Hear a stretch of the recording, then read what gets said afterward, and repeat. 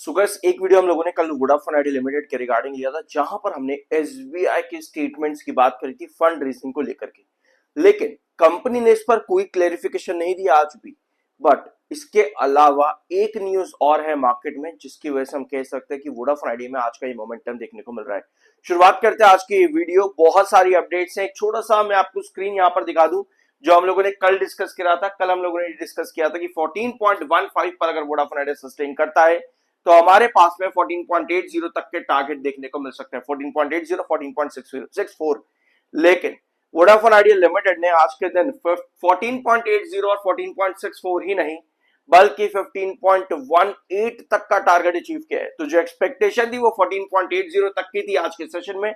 वेराज आज के सेशन के अंदर वोडाफोन आइडिया ने इन दोनों ही ट्रेंड्स को तोड़ते हुए 15.18 का हाई लगाया है। और आपको एक चीज मालूम है, 15.10 इसका क्रूशियल रिजेक्शन। अगर आप लोगों ने चैनल पर रेगुलर वीडियोस देखी हैं वोडाफोन आइडिया के रिगार्डिंग, अब ये सभी ट्रेंड्स तोड़ते हुए वोडाफोन आइडिया लिमिटेड में ये खबर है आज के दिन की। Delhi high court raps IT department over 53 crore rupees Vodafone Idea refund delay. Vodafone Idea को 53 करोड़ रुपीज पहुंचाने थे आईटी डिपार्टमेंट को केस जीतने के बाद में ऑन वोडाफोन आइडिया लिमिटेड। लेकिन वो डिले यहां पर रहा है, और ये डिले कुछ अभी नहीं रहा बल्कि 2 साल से। इनफैक्ट लास्ट डेट जो थी 2026 मई के महीने की थी, और अभी भी डिले जो है यहां पर चलता चला जा रहा है। और इसी को लेकर के आज के दिन की अपडेट है। Observing that the case portrays grim picture of the state of affairs prevailing in the department on issues relating to refunds, a division bench comprising justice Dinesh Mehta and other, इन्होंने यहाँ पर ये कहा है कि आपको ये अमाउंट जल्द से जल्द पे करना चाहिए वोडाफोन आइडिया लिमिटेड को। 53 करोड़ रुपीस की ये अमाउंट की बात चल रही है। लेकिन आपको लगेगा कि भाई इतनी से वोडाफोन आइडिया का क्या हो जाएगा। ऐसे बहुत सारे केसेस वोडाफोन आइडिया लिमिटेड के अगेंस्ट में है। आपको मालूम है आईटी डिपार्टमेंट या फिर जीएसटी सीजीएसटी को लेकर के बहुत सारे पेंडिंग केसेस वोडाफोन आइडिया के ऊपर चल रहे हैं। मालूम है इस चीज के बारे में। बहुत बड़े अमाउंट से, कभी 50 करोड़ आप देखते हो, कभी देखते हो 100 करोड़ का अमाउंट का सीजीएसटी जीएसटी पेनल्टी लगा दी गई है ट्राई की तरफ से या कुछ है। ये बहुत से केसेस और चार्जेस वोडाफोन आइडिया पर हैं। अब अगर एक अमाउंट रिफंड होता है यहाँ पर, तो वोडाफोन आइडिया के लिए क्या और भी दरवाजे खुल सकते हैं। कहीं ना कहीं ये एक ऑप्टिमिज्म साइड है, जिसकी वजह से आज के दिन आपको तेजी देखने को मिल रही है। तो ये जो अमाउंट 53 करोड़ रुपीस का है, यहाँ पर आपको देखने को मिल जाएगा कि AO found an amount of 53.09 crore is refundable by October 2024 तक ये रिफंड करना था। लेकिन नेक्स्ट डेट आपकी मिलती है मई 2026 तक की, मतलब कि अक्टूबर 24 से लेकर के मई 26 तक ये जो अमाउंट है रिफंड करना था। लेकिन ऐसा नहीं किया गया, तो यहां पर अब एक एक्स्ट्रा अमाउंट ऐड किया गया है। डिमांड करी गई outstanding amount from petitioners 10.91 crore rupees की ओर, यानी लगभग टोटल अमाउंट ये बन जाएगा आपका कितना, 64 करोड़ के आसपास का, है ना, 64 करोड़ के आसपास। तो ये डिमांड यहां पर है। हाई कोर्ट की तरफ से ये डिसीजन देखने को आज के दिन मिला है। अब देखते हैं ये रिफंड कब आएगा। बट यस, कहीं ना कहीं एक मोमेंटम इस चीज का देखने को मिल रहा है आज के दिन के अंदर। और यस, कल के दिन, इनफैक्ट कल भी आप कहोगे इस वीकेंड पर भी, रिसेंटली अभी जो वीकेंड आपका गया है, वहां पर ये अपडेट लगातार बनी हुई थी कि एसबीआई से बातचीत चल रही है। पिछले हफ्ते कंपनी के सीईओ का स्टेटमेंट भी देखने को मिला था कि हम बैंक से बात कर रहे हैं। लेकिन कल एसबीआई ने टोटल 2 शर्तें यहां पर रखी है। ये वाला जो पॉइंट है मैं कल डिस्कस कर चुका हूं आप लोगों के साथ में इसी वाले वीडियो के अंदर। अगर आप लोगों ने नहीं देखा जरूर जाकर के देख लेना कि एसबीआई की डिमांड यहां पर वोडाफोन आइडिया लिमिटेड से है कि भैया हम आपको 45,000 करोड़ का जो डेट है या पर जो फंड है वो आपको हम तभी देंगे जब आप 2 शर्तें यहां पर पूरी करोगे। पहली शर्त भैया प्रमोटर की गारंटी यहां पर मिलेगी। दूसरी शर्त की भैया प्राइवेट बैंक भी मिलकर के यहां पर कहेंगे चलो हाँ ठीक है पैसा दे सकते हैं वोडाफोन आइडिया लिमिटेड को, तब हम देंगे। दूसरा ये है कि भैया आधे से बल्कि 90% के आसपास, लगभग 25,000 करोड़ के आसपास का अमाउंट था। अगर मैं गलत नहीं हूं, मैंने कल डिस्कस किया था आप लोग के साथ में।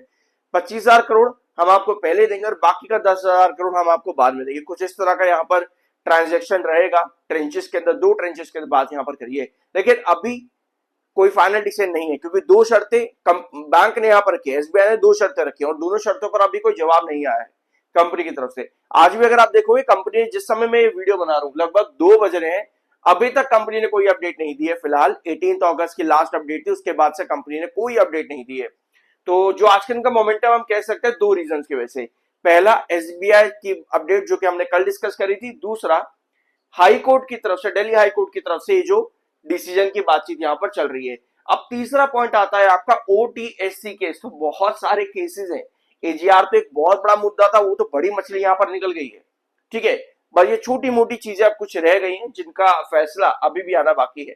और मैं आपको एक चीज और बता दूं, fund raise Vodafone Idea limited के लिए सबसे बड़ा मुद्दा है। ओटीएससी केस में अब भी कोई फैसला आज के दिन नहीं आया हुआ जब मैं ये वीडियो बना रहा हूं। अगर इसके बाद आता तो डेफिनेटली मैं अपलोड कर दूंगा कोई ना कोई वीडियो आप लोगों के लिए। सब्सक्राइब जरूर कर देना अगर अभी तक नहीं किया है तो। I am NISM certified. ये है वोडाफोन आइडिया लिमिटेड का चार्ट पैटर्न। और आज के दिन 15.10, भाई ये बहुत बड़ा हर्डल है वोडाफोन आइडिया लिमिटेड के लिए।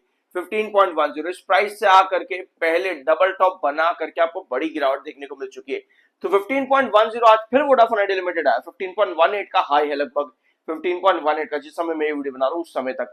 तो 15.10 के आसपास आकर के वापस नीचे की तरफ 15.04 के पास ट्रेड करता देखने को मिल रहा है।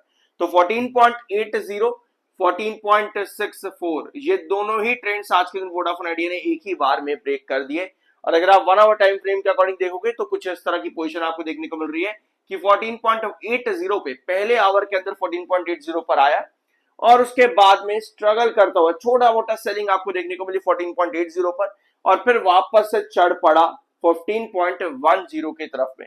7 EMA 21 EMA के ऊपर टेक्निकल स्टॉक यहां पर काफी स्टेबल दिख रहा था और ये मोमेंटम आज के दिन कैरी कर चुका है। 14.15 यहां पर एक अच्छा बेस भी क्रिएट हो रहा था। ये दो पॉइंट्स में कल के ने डिस्कस कर चुका था आज आप लोगों के साथ में, बट 14.80 क्रॉस हुआ है, ये बहुत बड़ी बात थी वोडाफोन आइडिया में आज के दिन में। और उसके पीछे खबर हाईकोर्ट वाला डिसीजन जो आज के दिन आया है यहाँ पे। तो 15.10 आज वापस से अचीव हुआ है। अब देखना यह है कि 15.10 कितना स्टेबल रहता है। 15.10 स्टेबल रहेगा तो हम यहाँ पर एक्सपेक्ट कर सकते हैं 15.40 next possibility. But yes, sellers active होते देखने को मिल सकते हैं अगर कंपनी ने कुछ यहाँ पर गड़बड़ करी तो। गड़बड़ इन द सेंस आप लोगों को पता है कि वोडाफोन आइडिया लिमिटेड में जब भी बहुत सारी अपडेट्स चल रही होती है साथ में वोडाफोन आइडिया वहां पर चुप हो जाता है, कहता भैया कुछ नहीं कहूंगा, मैं शांति से बैठ जाऊंगा, कुछ नहीं कहूंगा। और वहीं पर इन्वेस्टर कहता है भैया कंपनी तो कुछ बता नहीं रही है, ये कैसे अपडेट्स मार्केट के अंदर घूम रही है, कंपनी को भी तो कुछ बताए। तो कंपनी अगर कुछ अच्छा बताती है तो हम एक्सपेक्ट कर सकते हैं कि मोमेंटम और कैरी करे। पर अगर कंपनी चुप हो गई, कुछ नहीं कहा, देखो ये बात जो है ना ये आपको बहुत अजीब लग रही है, कहोगे क्या बेवकूफ है, क्या बात कर रहा है, लेकिन ये वोडाफोन आइडिया लिमिटेड में पिछले 5 साल में कई बार हुआ है। मेरे पास एक डायरी भी है, मैं अभी उसको लेकर के आना भूल गया इस वीडियो के लिए, आपको मैं जरूर दिखाता। उसमें मैंने सारी डेट्स मेंशन कर रखी है कि वोडाफोन आइडिया कब कब चुप हुई और उसका इंपैक्ट क्या मिला वोडाफोन आइडिया लिमिटेड पे। मेरे पे वो डायरी अभी यहाँ पर नहीं है, वरना मैं आपको जरूर वो डायरी दिखाता। अगर आप मेरे चैनल पर रेगुलर आप लोगों ने वो देखी भी होगी, मैं ऐसा करके आपको दिखा देता था कि देखो ये डेट्स है वोडाफोन आइडिया के रिगार्डिंग कुछ। फिलहाल इस वीडियो को यही एंड करते हैं। जो भी अपडेट आज के दिन के आखिर के अंदर अगर आती है डेफिनेटली मैं एक और वीडियो आप लोगों के साथ अपलोड करूंगा। मिलता अगले वीडियो में।